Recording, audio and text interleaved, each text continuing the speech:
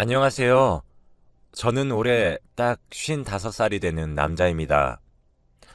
저는 여기 들어오시는 분들에 비해 나이를 그렇게 많이 먹은 것도 아니지만 그래도 반백살 넘게 살아보니 이제야 인생이라는 것이 무엇인지 조금 알겠다는 생각이 드는 것 같네요. 요 근래에 들어 제가 너무 앞만 보고 달려오는 인생을 살았던 것은 아닌가 하는 후회가 조금 밀려옵니다. 그래서 제가 살아온 인생 얘기를 한번 해보고 싶어 이렇게 사연을 보내게 되었어요. 저는 아버지가 없습니다. 어머니 한 분만 계세요. 아버지는 일찍 돌아가셨거든요. 제가 어렸던 시절에 저희가 살고 있었던 집에 불이 크게 난 적이 있었어요. 그때 당시 저는 다른 동네에서 놀고 있었는데 아버지는 제가 집에 갇혀 있는 줄 아시고 저를 구하기 위해 다시 불길이 치솟는 곳으로 뛰어들어가셨다가 영영 나오지 못하셨죠. 어머니는 하늘을 보며 목 놓은 듯 울어댔고 아버지의 죽음이 모두 제 탓인 것만 같았습니다.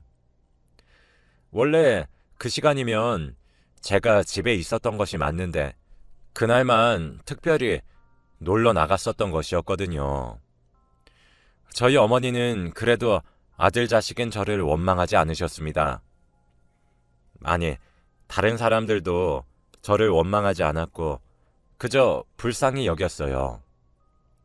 그래서 그런지 저희 어머니는 저를 아주 엄하게 키우셨습니다. 외동아들이라 오냐 오냐 잘하기도 했지만 어머니가 혼을 내실 때는 정말 눈물이 쏙 빠지도록 혼이 났었거든요. 지금 생각해보면 아버지가 계시지 않아서 그러셨던 것 같네요. 어머니는 항상 제게 하셨던 말씀이 있습니다. 대관아, 너는 절대 엇나가면 안 된다.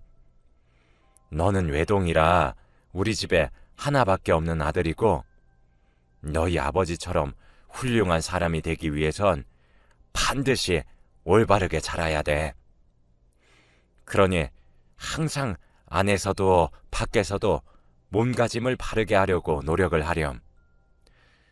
나는 널 많이 사랑하고 있지만 그렇다고 해서 네가 엇나가는 것까지 사랑하진 않을 거란다.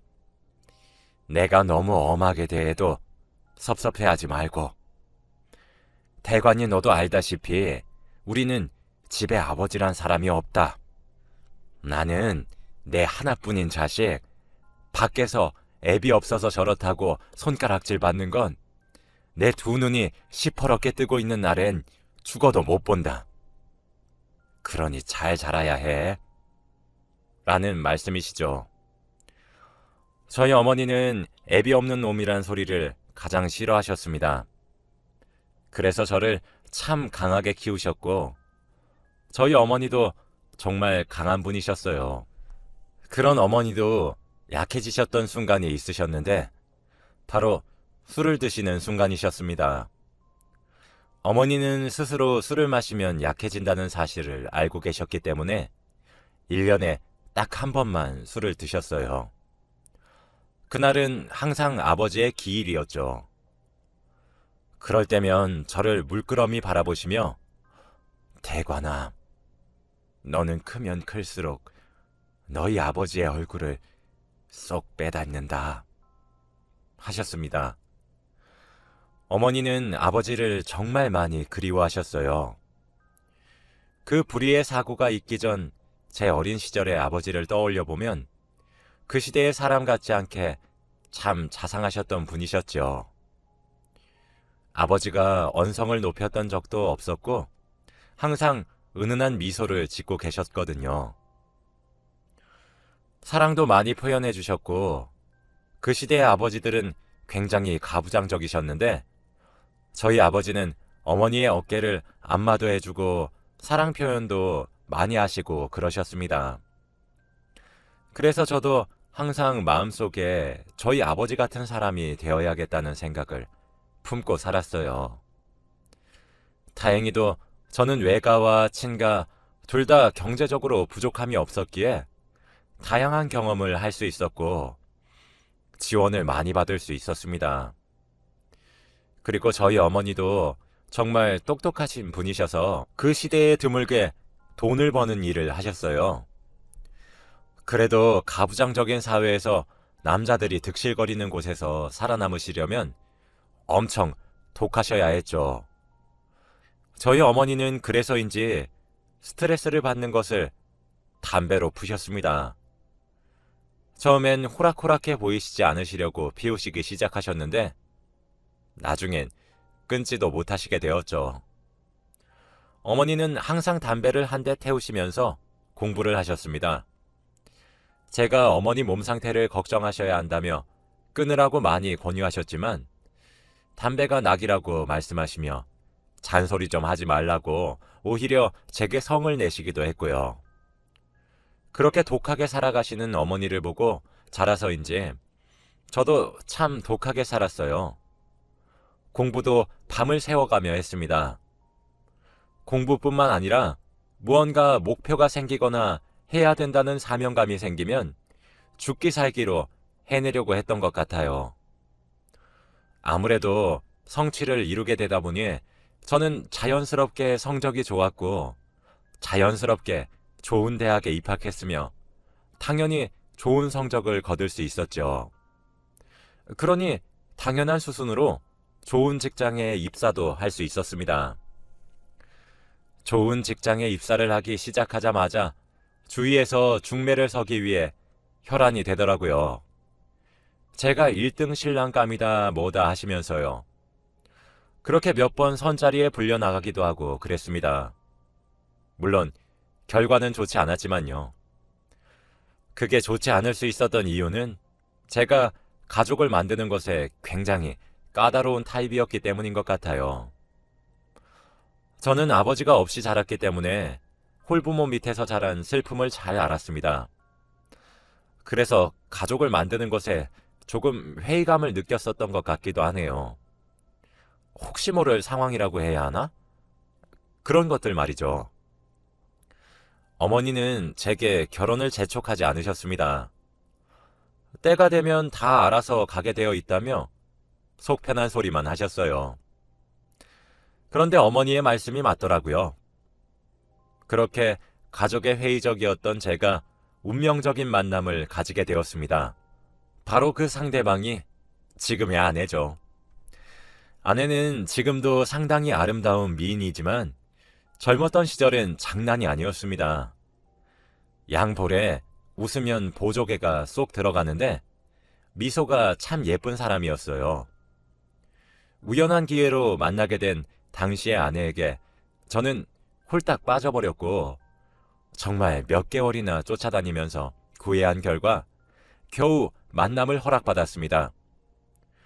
그런 저를 보며 어머니는 혀를 끌끌 차면서 아휴 한심하다 한심해 라고 하시면서 고개를 절레절레 흔드셨죠. 그렇게 그녀와 1년 정도 되는 시간 동안 만남을 이어갔고 우리는 결혼을 하게 되었습니다. 아내와의 결혼 과정은 정말 여러 고비가 있었어요. 아내의 집안에서 저를 반대하셨었거든요. 아버지가 없다는 이유 하나만으로 말입니다. 그리고 아버지가 없다는 이유로 결혼을 아내의 집안에서 반대한다는 것을 알게 된 저희 어머니 역시 결혼을 반대하셨습니다. 저희 어머니는 그 시대의 다른 여성들과 달리 매우 생각이 깨어 있으신 분이라 더욱 그러셨던 것 같아요. 게다가 어머니는 아버지의 사랑과 희생을 정말 숭고하다고 생각하고 계셔서 더욱 반대하셨죠. 하지만 이미 저와 아내는 서로를 진실되게 사랑하고 있었기 때문에 결혼을 꼭 해야만 했습니다. 그리고 사실 집안에서 반대를 당한다는 사실을 알게 되면서 아내와 좀 더 깊은 사이가 된 것 같기도 해요. 아무튼 양가 부모들의 반대란 벽을 넘는 것은 정말 어려워 보였습니다. 그래서 우린 한 가지 꾀를 내었어요. 바로 결혼 전 아이를 가지는 것이었죠. 저희는 노력 끝에 아이를 가졌고 결국 양가에서 두 손 두 발을 들게 되면서 결혼을 허락받았습니다. 저희 어머니는 앞서 말했듯 생각이 트이신 분이셨고 본인이 시집살이를 엄청 당하셨었던 분이세요. 그래서 그런지 며느리인 제 아내에게 도리를 바라지도 않으셨고 강요하지도 않으셨죠. 그저 각자 갈 길 가자고만 하셨어요. 그렇게 우린 분가를 하게 되었고 순조롭게 아이까지 출산할 수 있었습니다. 양가에서도 며느리가 실니 많이, 사위가 실니 많이 하셨는데 막상 손주를 하나 낳아서 안겨주니 정말 좋아라 하셨어요. 그렇게 저희는 평화롭게 사는 듯 했죠. 그렇게 몇 년이 흘렀고 저희는 아이를 둘이나 더 낳아서 삼남매를 기르고 있었습니다. 그러던 어느 날 제게 모르는 번호로 전화가 한 통 걸려왔어요. 뭔가 싶어서 전화를 받아보니 병원의 응급실이었습니다. 병원에서는 길을 걸어가시던 어머니가 갑자기 길에서 픽 하고 쓰러지셔서 응급실에 오시게 되었다고 말을 하더라고요. 저는 회사고 나발이고 정말 심장이 덜컥 내려앉은 기분이었고 다 때려치고 당장 어머니께 달려갔습니다. 어머니는 일어나서 앉아 계셨었죠. 제가 아내에게도 연락을 했더니 저보다 먼저 와 있더라고요. 어머니는 별일 아니다. 호들갑 떨 필요 없어. 라고 이야기를 하셨지만 전혀 안심이 되지 않았습니다. 의사 선생님의 말을 들어보니 뇌로 피가 제대로 전달되지 못한 것이 쓰러짐의 원인이라고 하시더라고요. 그리고 그 현상이 바로 뇌졸중, 즉 흔히 말하는 중풍의 전조 증상이라고 말이죠. 그렇게 강인하셨던 어머니께 갑작스럽게 뇌졸중이 찾아오게 되었습니다. 그럼에도 불구하고 어머니는 그런 약한 모습을 자식인 제게 보이는 것을 굉장히 불쾌해하셨어요. 그런 어머니를 아내가 계속해서 찾아가서 함께 살기를 권유하셨고 점차 몸이 굳어지며 거동이 어려워지시자 저희와 합가를 허락하셨죠. 어머니는 점차 아내에게 많이 의지하기 시작하셨습니다. 아무래도 혼자 계시다가 쓰러지신 적도 몇 번 있다 보니 혼자 계시는 것을 조금 두려워하시는 듯 했어요. 제 아내는 그런 저희 어머니를 성심성의껏 보살피기 시작했습니다. 자식인 저도 힘들어서 못하는 것들을 아내는 묵묵히 해냈죠. 그런 모습에 제가 미안하다 사과라도 할라 치면 아내는 곱게 웃으면서 여보, 당신은 밖에서 얼마나 많이 고생을 하는데 그걸 제가 모르겠어요? 그리고 어머님도 이제 제 가족이잖아요. 그러니까 괜찮아요. 너무 마음 쓰지 마세요. 라며 제 마음의 짐을 덜어주었습니다. 그리고 그 당시 제가 회사를 그만두고 작은 사업을 막 시작했을 때라 자리를 잡는 데 몰두하고 있었는데 그래서 정말 눈코 뜰 새 없이 너무 바빴어요. 매일 새벽같이 일어나 해가 뜨기도 전에 출근을 해서 새벽이 되어서야 퇴근을 해서 집으로 돌아왔고 주말이며 공휴일이며 가리지 않고 일을 했습니다. 그래서 가정에 많이 소홀했던 시기였죠. 그러던 어느 순간부터 아내의 얼굴에 근심이 가득하더라고요. 제가 무슨 일이라도 있는 거냐고 물어보니 아내는 제게 이야기 좀 하자고 하더라고요. 그러면서 말하기를 여보, 내 이야기를 듣고 너무 상처를 받지 않았으면 좋겠어요. 사실 지금 어머님의 상태가 조금 이상한 것 같아요. 치매가 조금 의심이 되네요. 제 얼굴이나 몸을 손가락으로 핥히실 때도 있고 어려지신 것 같다고 느껴지는 순간들이 자꾸 나타나는 것 같아요.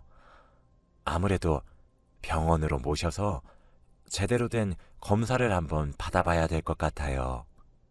라며 왈칵 울음을 터뜨리는 겁니다. 저는 정말 커다란 충격에 빠졌어요. 아내는 괜찮아요. 내가 있잖아요. 제가 어머님을 모시고 있잖아요. 너무 스스로 자책하지 말아요. 하며 저를 위로했죠. 병원으로 데리고 가서 검사를 한 결과 어머니는 뇌졸중으로 인한 치매에 걸리셨던 것이 맞았고, 치료를 하기에는 어머니가 너무 나이가 많기도 하고 체력적으로 많이 힘드실 것 같다고 병원에서 말씀을 하셨어요. 제 어머니는 그렇게 한평생을 제 뒷바라지만 하시다가 노년에 호강 한번 제대로 시켜주지 못하셨는데 곱고 귀여운 어린아이가 되어버렸습니다. 그 후 어머니는 제정신을 유지하는 순간은 점점 줄어들어갔고 어느새 종종 제정신으로 돌아오는 정도가 되어버렸죠. 어머니는 어린아이처럼 제 아내에게 이것저것을 보채기도 하고 바지에 실수도 하시고 옷장에다 먹을 것들을 숨겨놓기도 하고 그러셨습니다.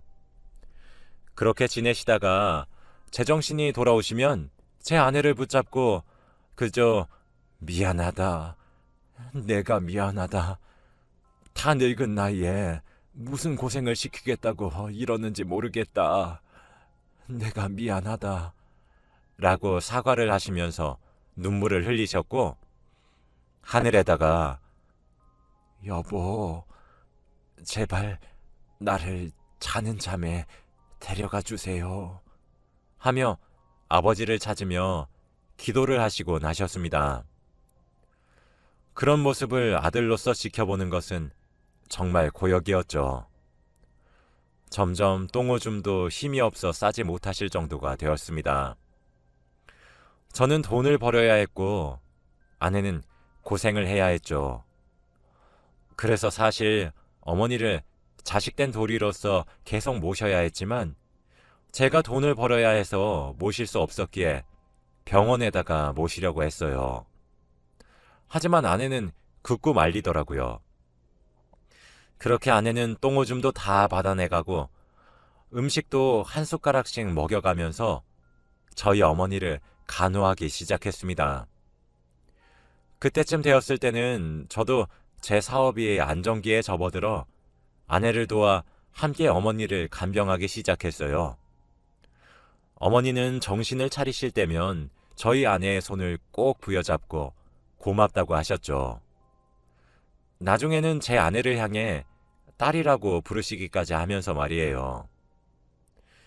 병원에서는 흡연이 아무래도 발병의 진행률을 더 가속화시킨 것 같다고 말씀하셨습니다.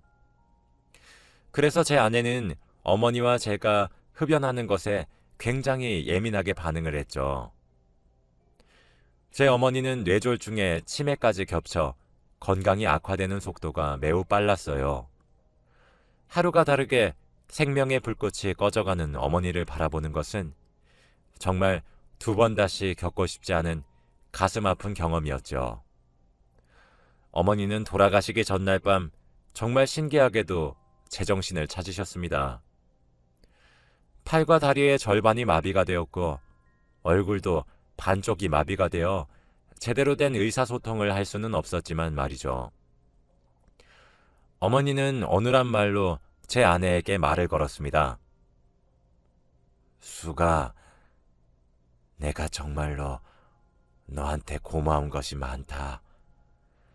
우리 아들은 이제 자기 엄마도 아빠도 죽고 없어질 텐데 내가 너무 미안한 말이지만 우리 아들 너한테 부탁 좀 할게. 내가 너무 미안하고 너에게 너무 고맙다. 라고 말이죠. 아내는 그 말에 당연하죠, 어머님. 우리 남편을 제가 데리고 살아야지. 저 말고 누가 데리고 사나요? 그러니 걱정하지 마세요. 라고 평소와 다름없이 방긋 예쁜 미소를 지어주었다고 합니다. 그 말을 마지막으로 어머니는 항상 기도하셨던 대로 자는 잠에 그대로 저희 아버지를 만나뵈러 먼 길을 떠나셨어요. 저희 아내는 어머니가 돌아가시고 난 이후 장례를 치르면서 총 3번 정도 실신을 했습니다. 그리고 그만큼 눈물을 흘리며 오열을 했어요. 나중에 물어보니 아내에게 어머니가 생각보다 큰 존재였다고 하더라고요. 임신한 몸으로 저 모르게 어머니를 뵌 적이 있었는데 그때 어머니가 아내에게 말씀하셨다고 합니다. 이왕 이렇게 된 거 우리 아들과 잘 살 자신이 있니? 나는 너희 가정에 감나라 배나라 할 생각 추호도 없다. 나도 시험이란 사람이 괴롭히는 것이 얼마나 괴로운지 잘 알고 있어. 내가 처음 너희를 반대했던 이유는 우리가 애 아빠가 없단 이유로 천대를 받기 시작하면 우리 아들이 잡힐 흠들이 너무 두려워서 반대를 했었던 거다. 그런데 너와 내 아들이 이렇게 결혼을 하겠다고 애를 만들어서 왔으면 적어도 너희 친정에 우리 아들이 책이 잡힐 것 같거든. 네가 마무리를 하도록 해라. 난 며느리라고 해서 너에게 바라는 것이 하나 없으니 그저 우리 아들이랑 화목하고 다정한 가정만 꾸려주면 돼. 라고 말이에요. 아내는 어렵고 무섭게만 느껴졌던 어머니가 사실은 마음속이 다정한 사람이란 사실을 그때 알게 되었고 그 이후 어머니께 남다른 존경심을 가지게 되었나 보더라고요.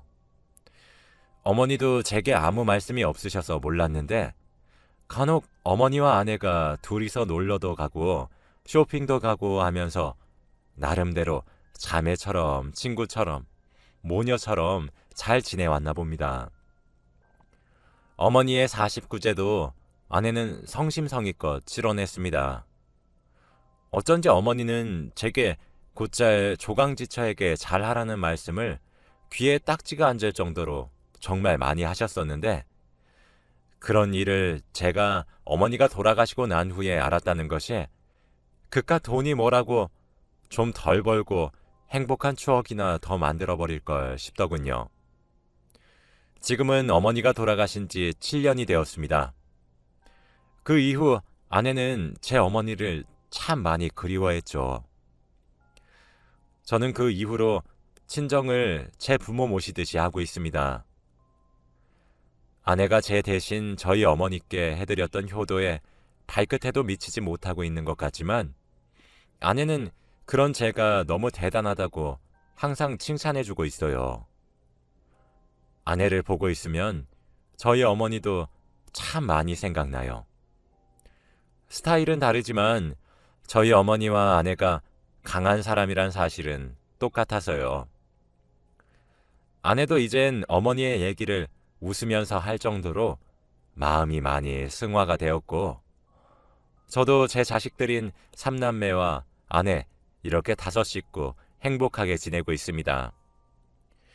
일해서 돈을 번다는 것에만 미쳤던 순간에 어머니를 잃어보니 제 삶의 가치는 더 이상 성공과 돈이 우선순위가 되지는 않더라고요.